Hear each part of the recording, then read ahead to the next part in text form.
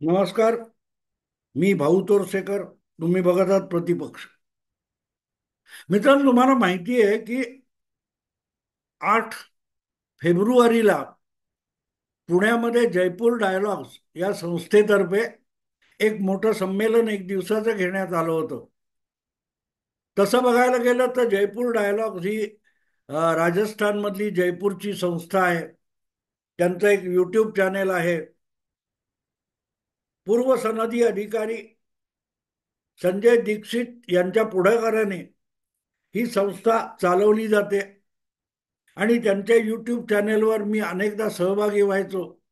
आणि मीच त्यांना आग्रह केला होता की जयपूरच्या बाहेर पडा, तुमच्याकडे एक चांगली टीम आहे आणि शक्य असेल तेवढी आम्ही मदत करू. आणि त्यामुळेच गेल्या ऑक्टोबर महिन्यात जयपूरला जे 3 दिवसाचं संमेलन जयपूर डायलॉग्स म्हणून झालं होतं, त्यांनीच एक दिवसाचा प्रयोग म्हणून पुण्यात एक डेक्कन समिट म्हणून कार्यक्रम केला, ज्याच्यामध्ये 4-5 सेशन्स झाली. त्यापैकी एका सेशनमध्ये संजय दीक्षित आणि मी म्हणजे भाऊ तोरसेकर आम्ही दोघांनी मिळून महाराष्ट्राचे मुख्यमंत्री देवेंद्र फडणवीस यांची एक आटोपशीर मुलाखत घेतली होती. जवळजवळ पाऊण तासाची ही मुलाखत होती. आणि या मुलाखतीमध्ये ज्या प्रकारच्या चर्चा झाल्या, जे विषय किंवा मुद्दे समोर आणले गेले, तेव्हा मला अपेक्षा नव्हती की ही मुलाखत ही एक गौप्यस्फोटाचं पेव फोडणारी ठरेल.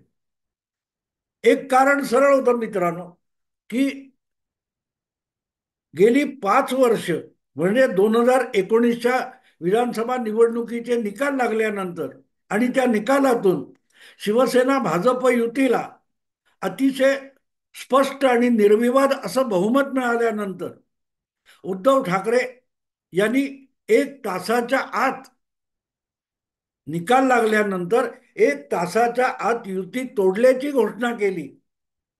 आणि मुख्यमंत्री होण्यासाठी उद्धव ठाकरे बघता बघता शरद पवार आणि काँग्रेस यांच्याबरोबर गेले. ही गोष्ट थक्क करून सोडणारी होती. राजकारणामध्ये नितीश कुमारांना पलटूराम म्हणतात, कारण भाजपच्या मदतीने निवडून यायचं आणि मग लालू प्रसाद आणि काँग्रेस बरोबर जायचं, किंवा काँग्रेस बरोबर आणि लालू प्रसाद बरोबर जाऊन निवडणूक लढवायची आणि निवडून आलेल्या आमदारांच्या बळावर भाजप सोबत यायचं. अशी जी पलटी मारायची चमत्कारिक कसरत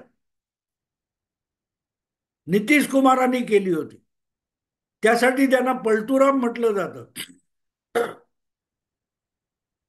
पण इतक्या धादांत खोटेपणा आणि दगाबाजी नितीश कुमारही करू शकले नाहीत. की निकाल मतदाराने काल परवा तुम्हाला निकाल दिलेला नाही, 1 तासापूर्वी मतदाराने दिलेला कौल स्पष्ट झालाय. आणि ज्या मतदाराने काँग्रेस आणि राष्ट्रवादीला नाकारलेलं आहे, अशा लोकांच्या पंक्तीत जाऊन बसायचं आणि ज्यांच्याबरोबर सरकार बनवायला मतदाराने आपल्याला कौल दिलेला आहे त्यांच्याशी दगाबाजी करायची.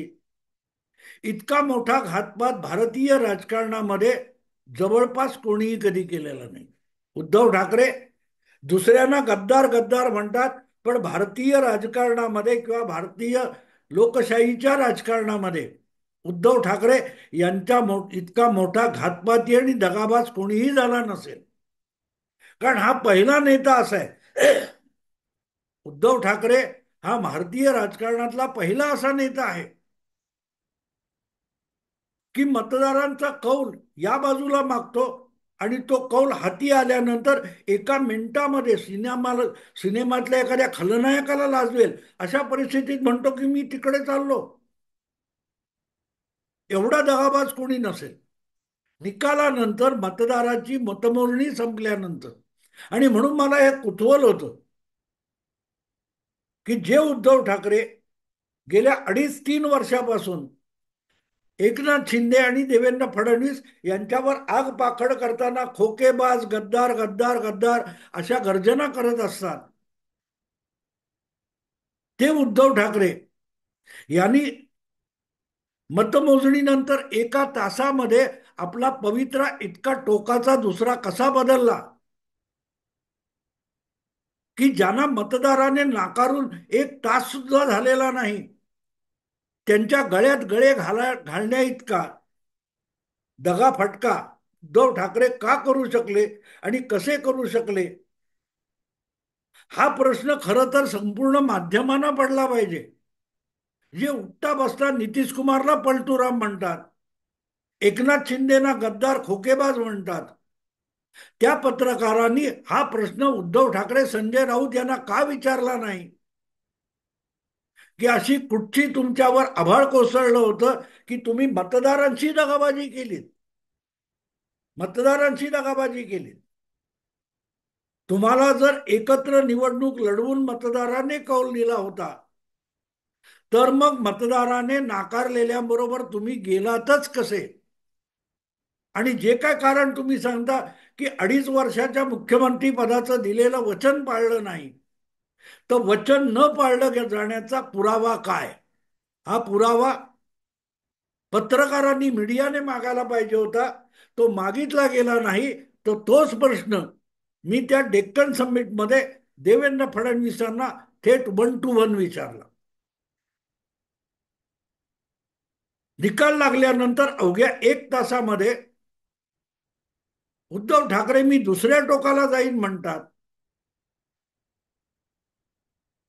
तर मग दिलेलं वचन खरं की खोटं हे सुद्धा बाजूला ठेवा, ते वचन खरं मानू, पण ते वचन पाळणार नाही हे उद्धव ठाकरेंना कळलं कसं. आणि देवेंद्र फडणवीस किंवा नरेंद्र मोदी किंवा अमित शहानी हे उद्धव ठाकरेंना कळवलं कसं, हा एक साधा सरळ प्रश्न होता. की 2.5 वर्ष तुम्हाला मुख्यमंत्री पद देता येत नाही, हे 2019च्या विधानसभा निकालांनंतर फडणवीसांनी किंवा भाजपने उद्धव ठाकरेंना कळवलं कसं, उद्धव ठाकरेंना कळलं कसं. कारण आपण 20 पेक्षा अधिक फोन केले, पण उद्धव ठाकरेंनी फोन उचलला नाही असं देवेंद्र फडणवीसांनी सांगितलं होतं. आणि आपण त्यांचे फोन उचलले नाहीत असा दुजोरा उद्धव ठाकरेंनी दिला होता. मग नेमका कुठला मार्ग आहे की आपल्याला दिलेला शब्द पाळला जाणार नाही, हे उद्धव ठाकरेंना कुठल्या मार्गाने कळलं, हा एक साधा सरळ प्रश्न आहे. पण तो गेल्या 6 वर्षामध्ये, 5 वर्षामध्ये उद्धव ठाकरेंना मीडियाच्या कुठल्याही पत्रकार संपादकाने विचारला नव्हता. आणि म्हणून तोच खुलासा मी डेक्कन समिटच्या मुलाखतीमध्ये देवेंद्र फडणवीसांना विचारला. आणि देवेंद्र फडणवीसांनी त्या मुलाखतीमध्ये सविस्तर उत्तर मंचावरून देताना, जाहीरपणे देताना सगळा घटनाक्रम सांगितला. आणि त्यानंतर एकामागून एक चमत्कारिक असे गौप्यस्फोट व्हायला लागलेले. आणि त्यातला एक मोठा गौप्यस्फोट खुद्द संजय राऊत यांनी केलाय. आणि तो गौप्यस्फोट असा आहे की ज्या वेळेला भाजपची युती निकालानंतर मोडली आणि महाविकास आघाडी बनवण्याचा प्रयास सुरू झाला, शिवसेनेला मुख्यमंत्री पद मिळणार या आधारावर जेव्हा महाविकास आघाडीमध्ये चर्चा चालू होती, तेव्हा मुख्यमंत्री पदासाठी नाव जे पुढे करण्यात आलं होतं, ते नाव होतं एकनाथ शिंदे यांचं. एकनाथ शिंदे यांनाच शिवसेनेतर्फे मुख्यमंत्री पद दिलं जाणार होतं. मुद्दा असा आहे की हे संजय राऊत आज का सांगतायत. आता गौप्यस्फोट व्हायला लागले. 2.5-3 वर्ष भाजप शब्द पाळत नाही हाच गवगवा चालू होता. पण मग 2.5 वर्षात एकनाथ शिंदे यांच्यावर खोके खोके खोके आरोप करणारे जे आहेत, त्यांनी हे का नाही सांगितलं की एकनाथ शिंदे यांनी बंड केलं किंवा गद्दारी केली, त्याचं कारण शरद पवार आहेत. कारण शरद पवारांनी एकनाथ शिंदे यांचं नाव नाकारलं आणि म्हणून एकनाथ शिंदे दुखावले गेले आणि त्यांनी शिवसेनेमध्ये किंवा उद्धव ठाकरेंच्या विरुद्ध बंड केलं. हे जून 2022 पासून का सांगण्यात आलं नाही?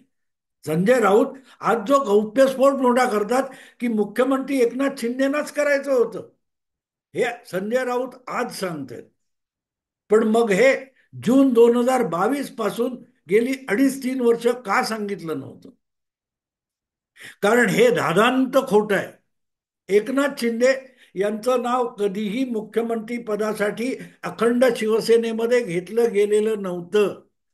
हा पण एक गोष्ट खरी आहे, संजय राऊत यांचे जिवलग मित्र, जिगरी दोस्त अनिल थत्ते यांचा एक व्हिडिओ आलाय आणि त्यात अनिल थत्तेने सांगितलंय की जेव्हा युतीतून बाहेर पडून महाविकास आघाडी बनवून सरकार स्थापन करण्याचा घाट सुरू झाला, धडपड सुरू झाली, प्रयास सुरू झाले, तेव्हा आमदारांना जमवणं, आमदारांना दळवणं, आमदारांना कोंडून ठेवणं, यासाठी जो पंचतारांकित खर्च होणार होता त्याची जबाबदारी एकनाथ शिंदेवर टाकण्यात आली आणि त्यासाठी एकनाथ शिंदेना गाजर दाखवण्यात आलं होतं. एकनाथ शिंदेना गाजर दाखवण्यात आलं होतं की मुख्यमंत्री तुम्हालाच करणार, फक्त आमदारांना सांभाळण्याचा खर्च तुम्ही करा. पण ज्या वेळेला महाविकास आघाडी प्रस्थापित झाली तेव्हा मात्र अचानक एकनाथ शिंदे यांचं नाव शिवसेनेच्या अंतर्गत चर्चेतून सुद्धा गायब झालं. आणि इथे गंमत होती, मुळातच 2.5 वर्षाचं मुख्यमंत्री पद मान्य केलेलं नव्हतं, हा स्पष्ट खुलासा देवेंद्र फडणवीसांनी डेक्कन समिटच्या त्या मुलाखतीतून केलेला आहे. की जे ठरलं अगदी बंद दरवाजा आड मातोश्रीमध्ये जे काय ठरलं होतं ते काय ठरलं होतं याचा खुलासा उद्धव ठाकरे यांच्यापेक्षा उद्धव ठाकरे यांच्या पत्नी रश्मी ठाकरे यांच्यासमोर मराठीतून आणि हिंदीतून केलेला होता. आणि इथे एक गोष्ट लक्षात येते, एक गोष्ट लक्षात येते की शिवसेना उद्धव ठाकरे चालवत नाहीत. उद्धव ठाकरेंनी जे काय केलेलं आहे त्याच्यासाठी मंजुरी, त्याच्यासाठीची जी मंजुरी आहे ती रश्मी ठाकरे यांची घ्यावी लागते.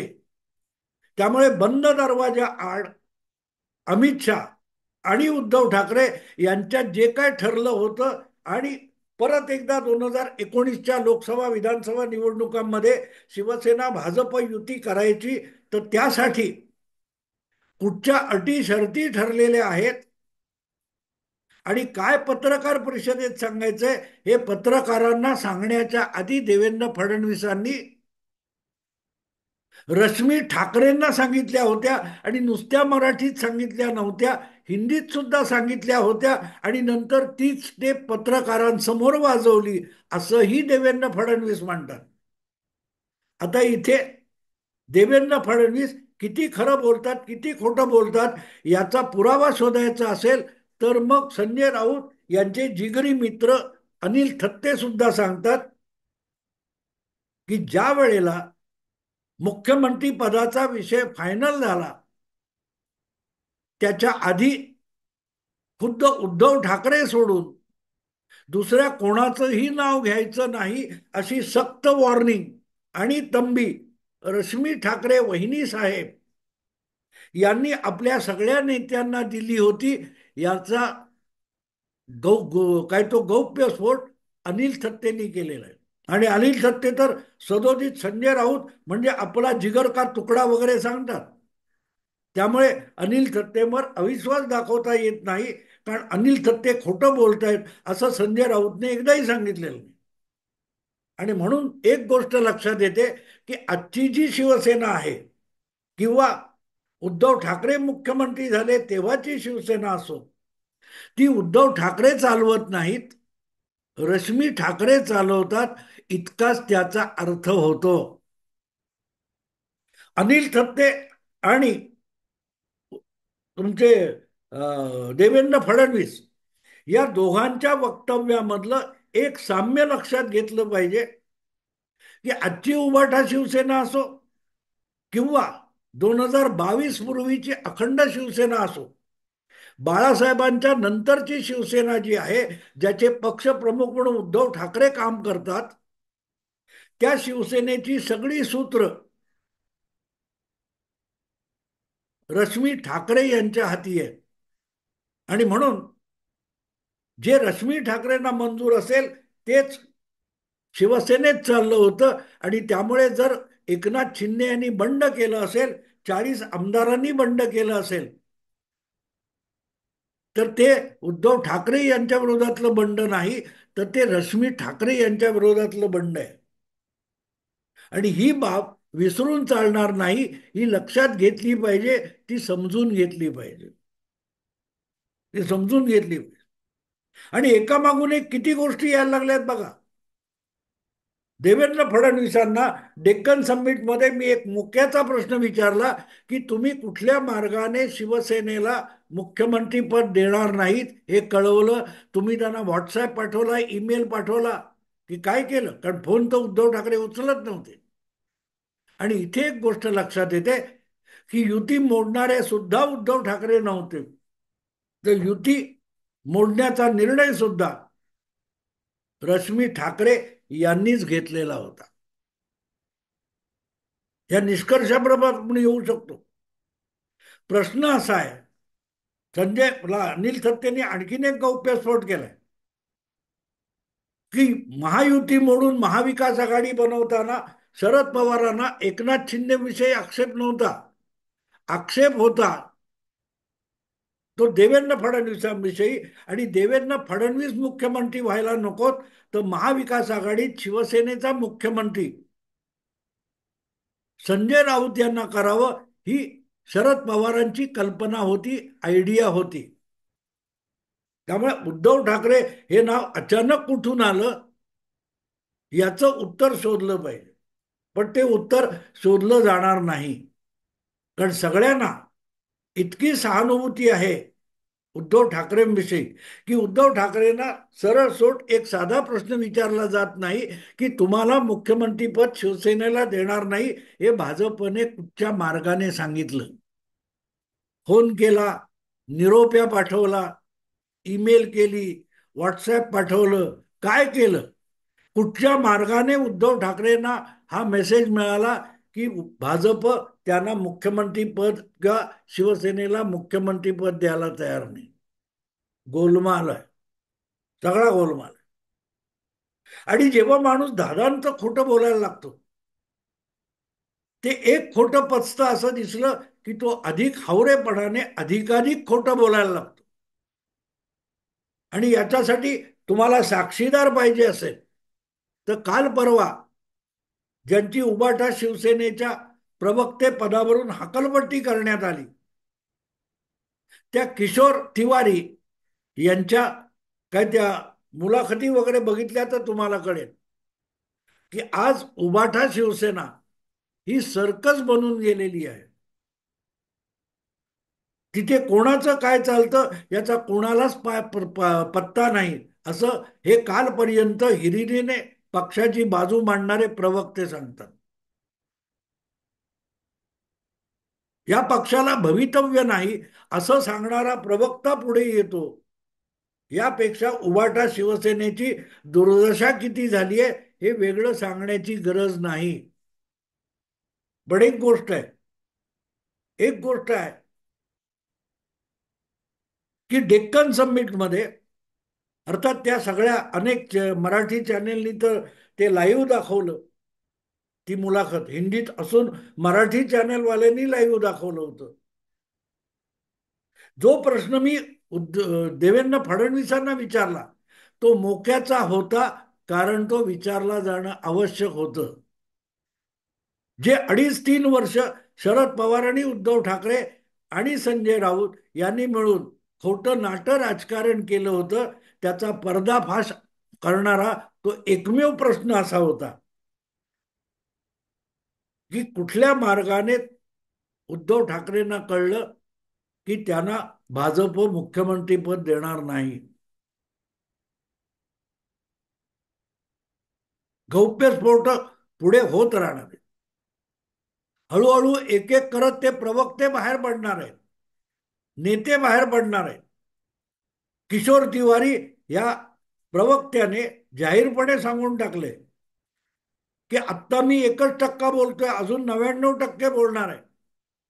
आता तुमचाच प्रवक्ता जर तुम्हाला नागडं करायला निघाला असेल तर तुम्हाला वाचवणार कोण, असा प्रश्न.